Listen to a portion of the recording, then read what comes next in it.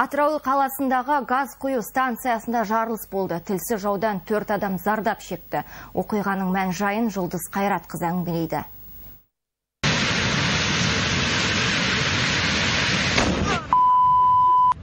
Оқыс оқиға бүгін жергілікті уақытпен сағат 8:20 шамасында болған.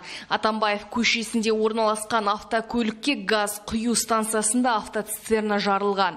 Қызыл жалын салдарынан 60-70 метр қашықтықта тұрған ғимаратта қираған.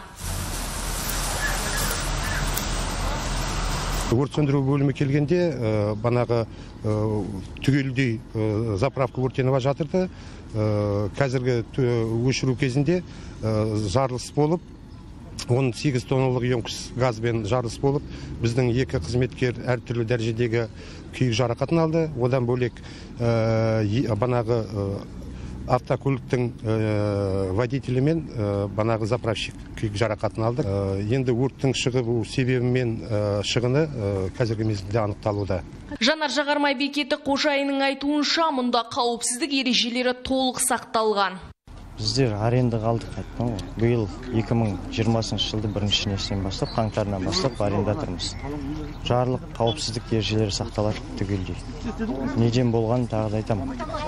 Біздер пока әлі білмей жатырмыз. Күйік шалған 2 азаматтың жағдайы ауыр, ал өрт сөндіру қызметкерлерінің халі бір қалыпты үйлеріне жіберілген. Зардап шеккен 1959 жылы туған ер азаматтың денесінің 40% күйік шалды. Оған дәрігерлер 2-3 дәрежелі күйік деп баға берді.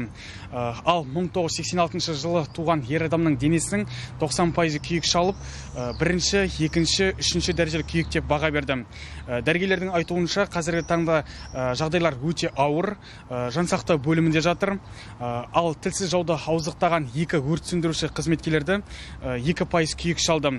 Оларға 1-2 дәрежелі күйік деп баға беріп, амбулаториялық ем тағайындалды. Айта кетейік, өртті ауыздықтауға 20-дан астам төтенше жағдай департаментінің қызметкерлерімен 4 техника жұмылдырылды.